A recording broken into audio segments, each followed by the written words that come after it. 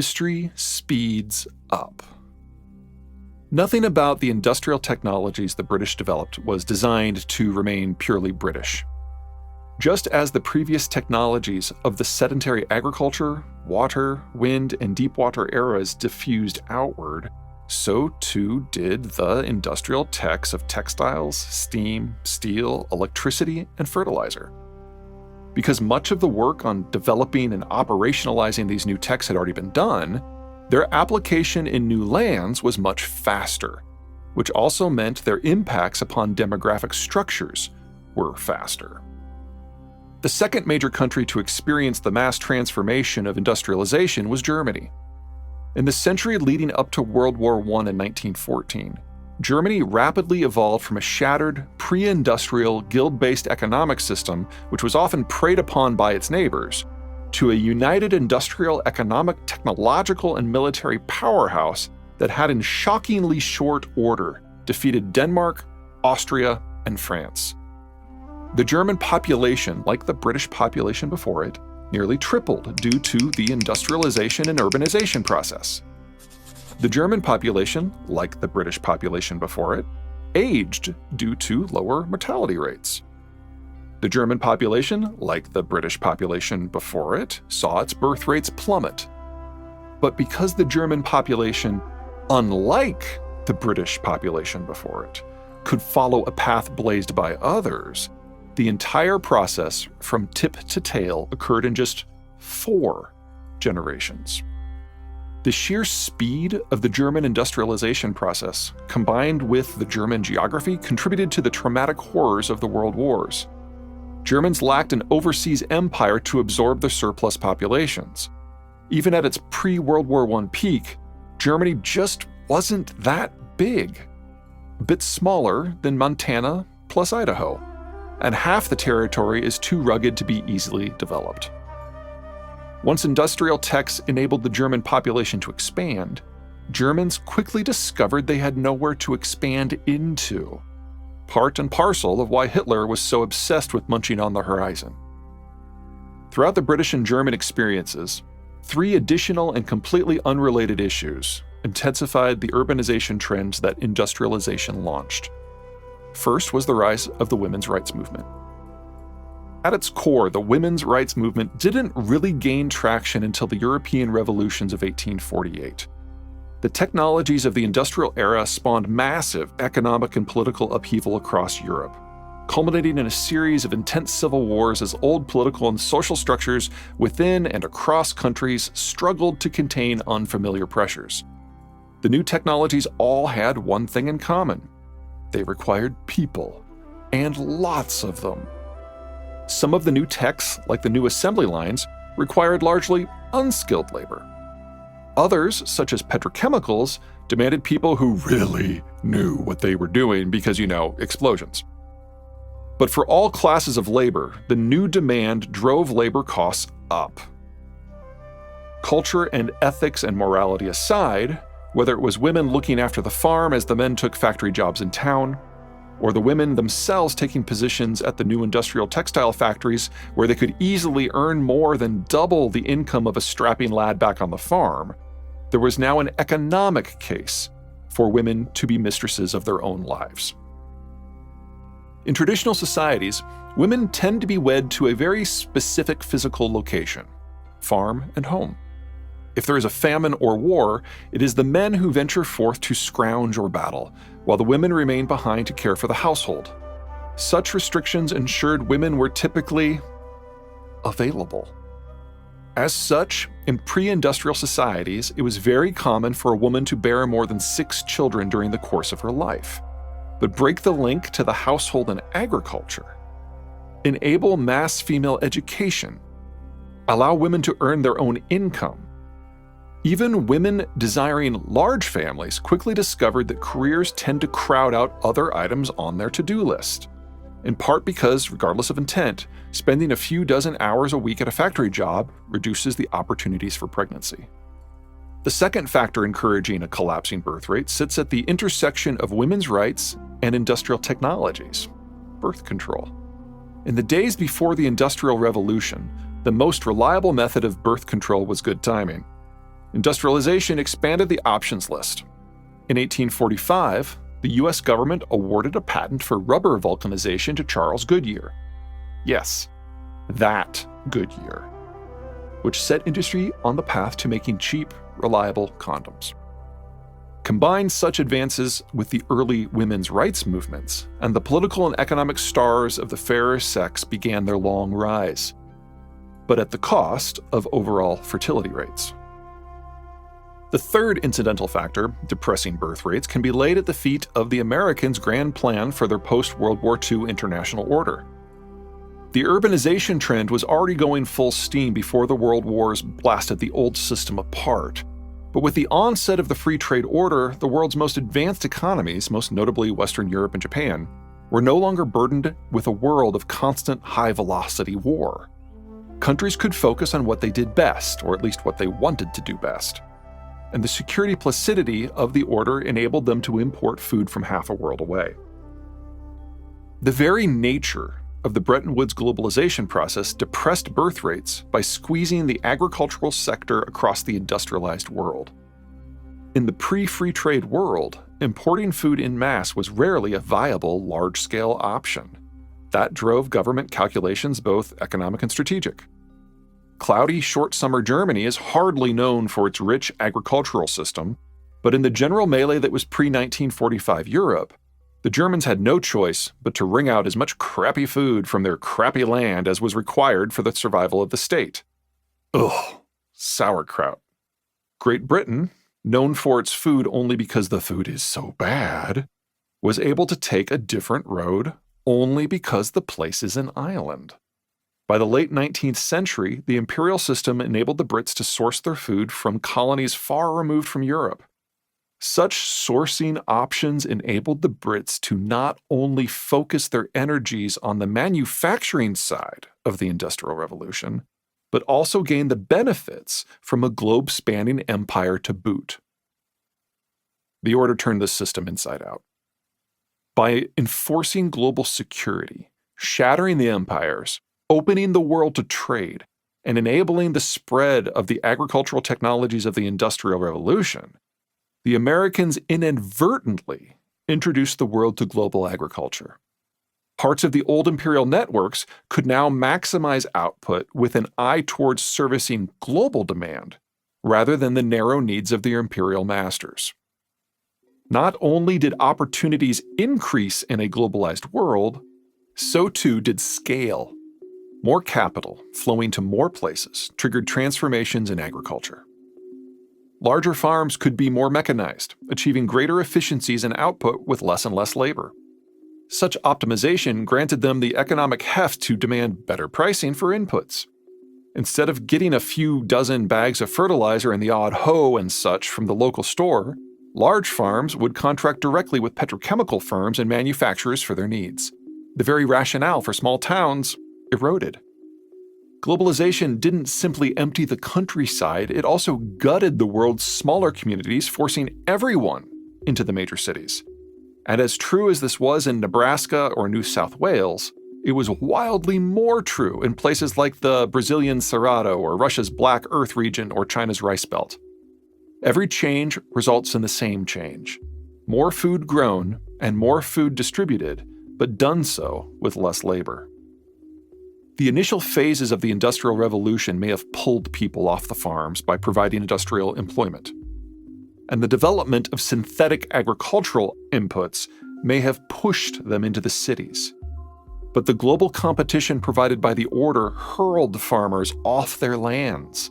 And even that assumes the rising local agricultural behemoth firms don't muscle smallholders out, or that the government doesn't forcibly consolidate small plots into larger, more efficient factory farms.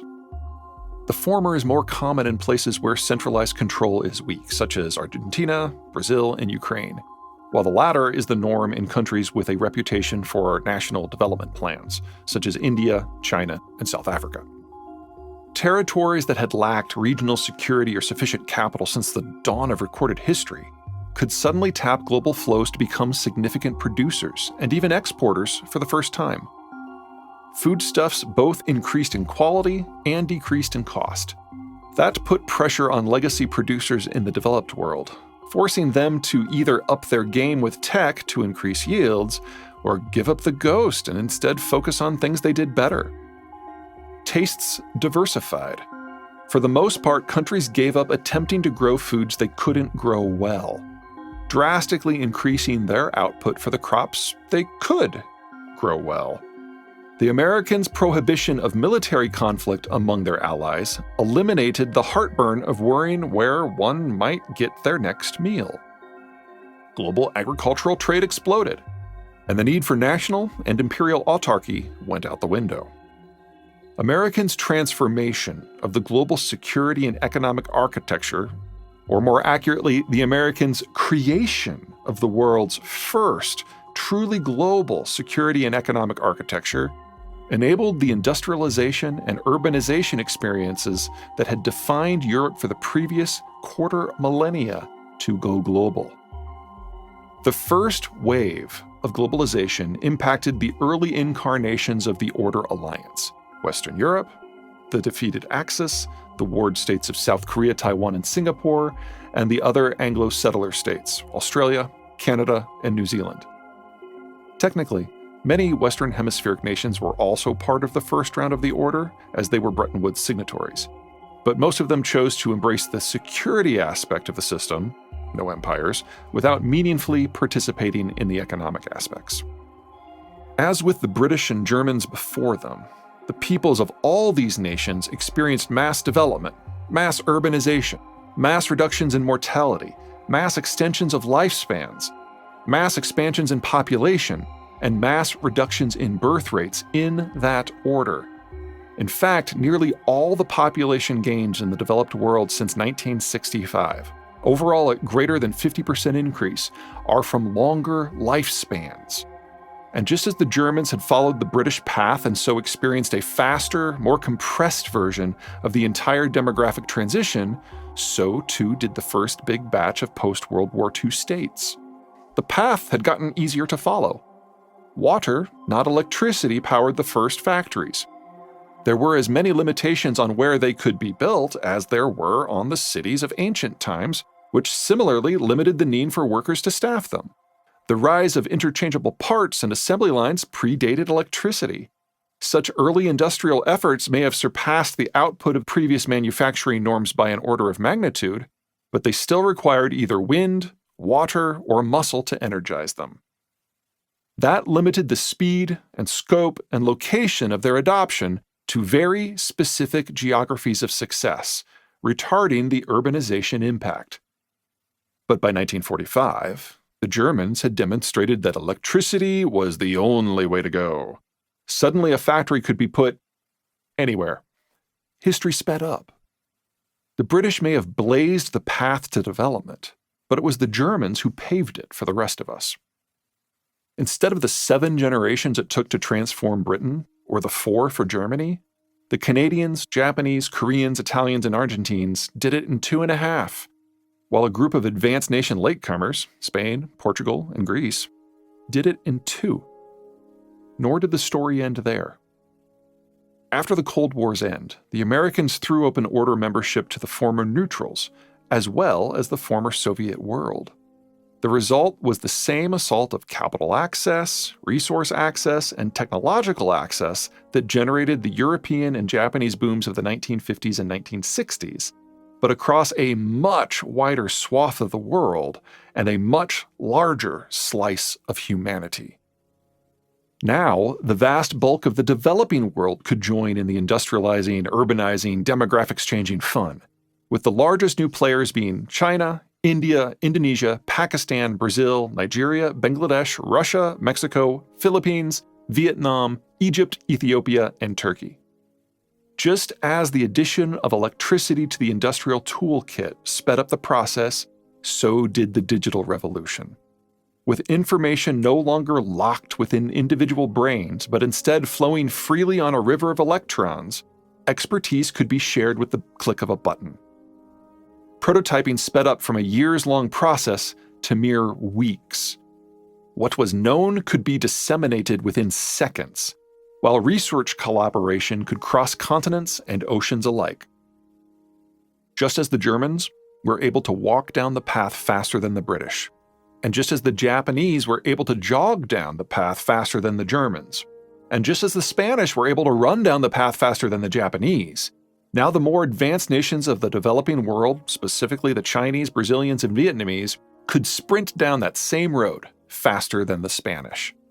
And yet, despite all the wildly unplanned changes, somehow it all not simply worked, but worked beautifully.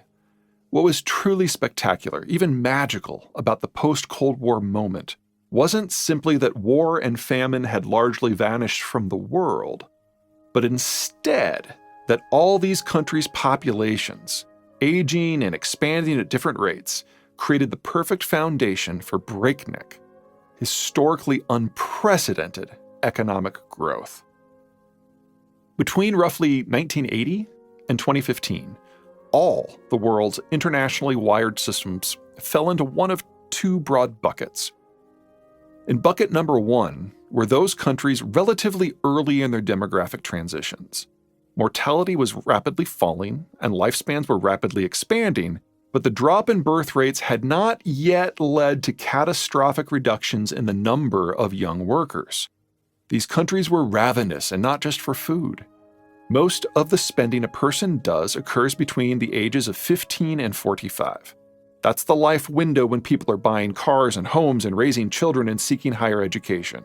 Such consumption-led activity is what drives an economy forward, and this bucket of countries had consumption to spare.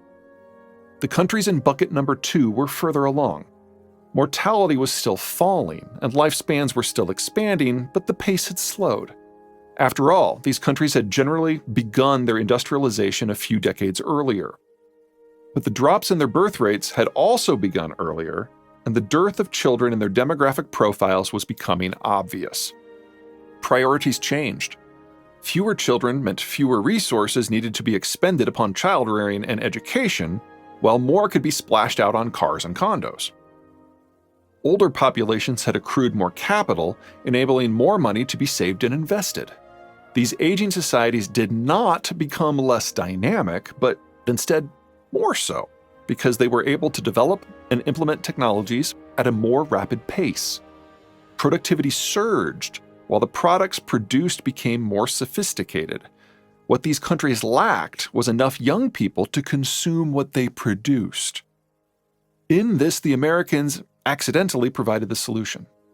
Not only was a central tenet of the order that the American market would be open to all, but also the Americans' security commitment to holding up the world's collective civilizational ceiling meant that these older demographics, these export-led economies, could access consumer markets the world over.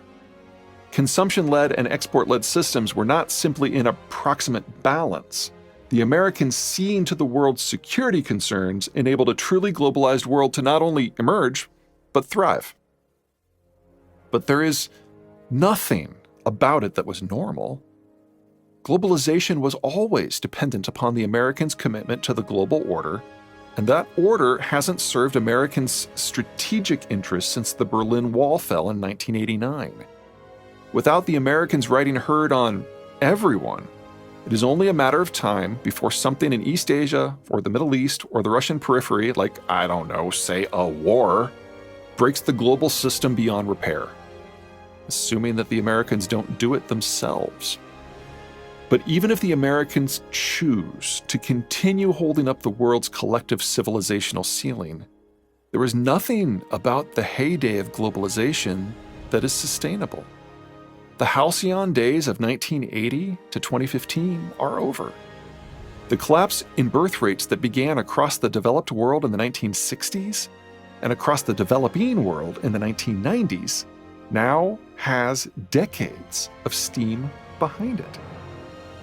The pipe bomb in the ointment is that what proved true for accelerated industrialization proved equally true for accelerated demographics. In 1700, the average British woman bore 4.6 children.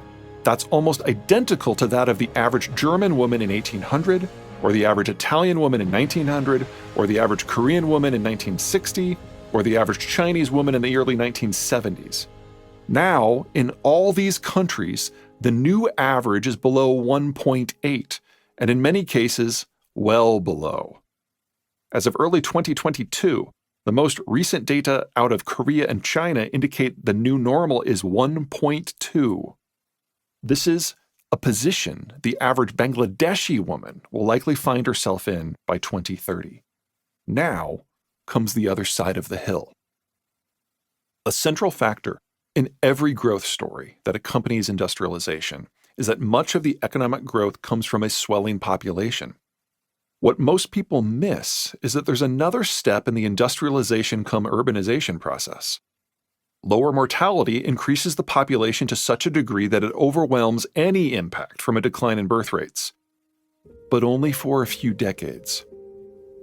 Eventually, gains in longevity max out, leaving a country a greater population, but with few children.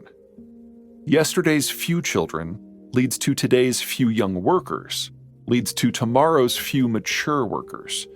And now, at long last, tomorrow has arrived. In the 2020s, birth rates are no longer simply dropping.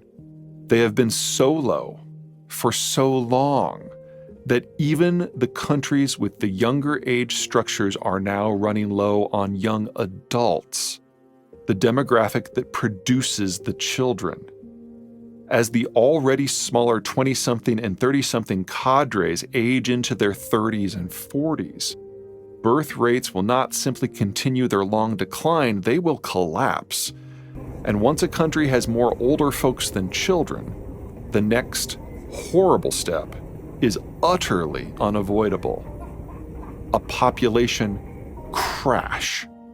And because any country that begins this process is one that has already run out of young adults, these countries will never recover, barring a breakthrough in low-cost mass cloning technologies. Even worse, just as the entire transformation from rural to urban has proceeded ever faster since the British started us all down this road, so too does the demographic transformation from lots of children to lots of retirees. The faster the transformation and growth on the front end, the faster the population collapse on the back end. By far the most unfortunate tsunami of consequence of this compression phenomenon at work is China. The long stretch of Chinese history was comparatively pre-industrial until one Richard Milhous Nixon's 1972 visit to one Mao Zedong, in what would prove a successful effort to turn Red China against the Soviet Union. The price for Chinese realignment was pretty straightforward: admittance into the American-led global order. Some 800 million Chinese started down the route to industrialization, a route that was now less a newly blazed path and more a 14-lane superhighway with double HOV lanes. Following the patterns established by much of the rest of humanity, Chinese mortality plummeted by 3/4, and the Chinese population expanded to match. China, like everyone else, saw its population surge from under 800 million in 1970 to over 1.4 billion in 2021. If some of these data and timelines seem a bit squishy, it's because they are. Geographically, China is remarkably complex, generating a similarly complex and disunited political history. Between geographic variety and political scramble, there is no singular Chinese development path. Places like Shanghai had started industrializing unevenly as early as 1900, while most of northern China didn't even begin experimenting with the general process until the disasters of the Great Leap Forward of 1958 to 62. The result in population growth was similarly uneven. Some of the coastal regions experienced the boom far earlier than others. Overall, between 1950 and 1970, China's population expanded from 540 million to 810 million-ish. Countering that, the Great Leap Forward generated one of humanity's greatest man-made famines, resulting in between 15 million and 55 million deaths, depending on who is writing the history. So was China fully unindustrialized when Nixon visited? No. China at that time was already responsible for 5% of global carbon emissions. But China is still huge, so even those emissions came from a very small percentage of the population living in the most advanced coastal and southern cities. What many in the world see as a threat, the rapid rise of China in economic, military, and demographic terms, is nothing more than 200 years of economic and demographic transformation squeezed into a searing 4 decades, utterly transforming Chinese society and global patterns of trade, as well as the Chinese demography. No matter how you crunch the numbers, China in 2022 is the fastest aging society in human history. In China, the population growth story is over, and has been over since China's birth rate slipped below replacement levels in the 1990s. A full replacement birth rate is 2.1 children per woman. As of early 2022, China's only partly released 2011 to 2020 census indicates China's rate is at most 1.3, among the lowest of any people throughout human history. The country's demographic contraction is now occurring just as quickly as its expansion, with complete demographic collapse certain to occur within a single generation. China is amazing, just not for the reasons most opine. The country will soon have traveled from pre-industrial levels of wealth and health to post-industrial demographic collapse in a single human lifetime, with a few years to spare. Nor will China die alone. The time-staggered nature of the industrialization process, from Britain to Germany to Russia and northwestern Europe and Japan to Korea to Canada and Spain, means that much of the world's population faces mass retirements, followed by population crashes at roughly the same time. The world's demographic structure passed the point of no return 20 to 40 years ago.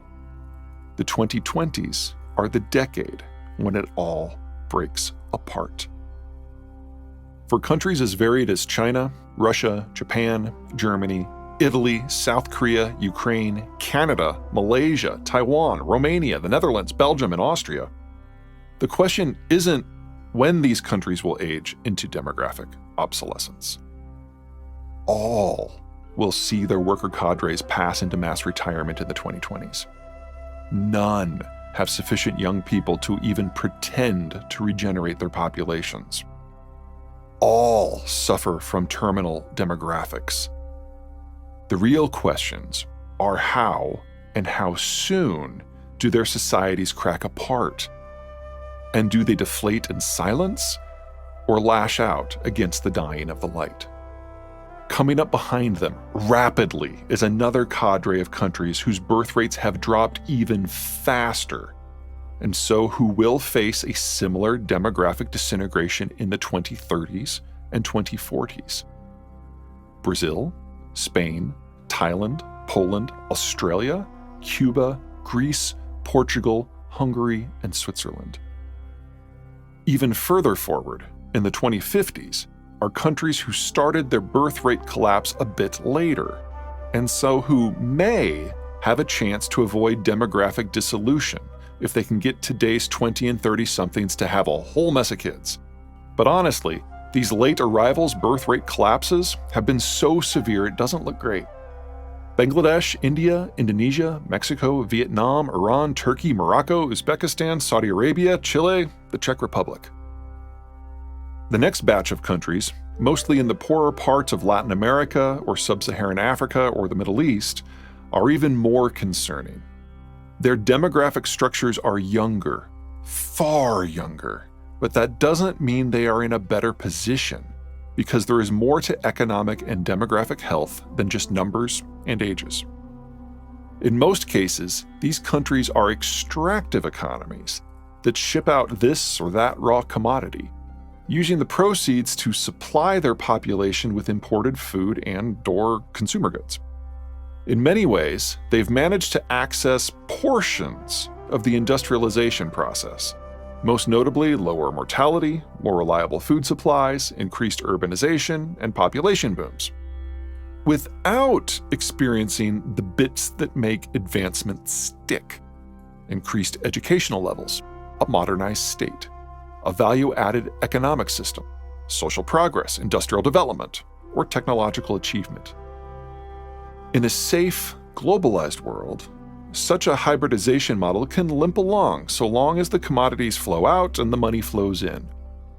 But in an unsafe, fractured world where trade is sharply circumscribed, outright national collapse will by far not be the biggest problem these peoples face. In these countries, the very population is vulnerable to changes farther abroad. The industrial technologies that reduce mortality and raise standards of living cannot be uninvented, but if trade collapses, these technologies can be denied. Should anything impact these countries' commodity outflows or the income or product inflows, the entire place will break down while experiencing deep-rooted famine on a biblical scale. Economic development, quality of life, longevity, health, and demographic expansion are all subject to the whims of globalization, or rather, in this case, de-globalization.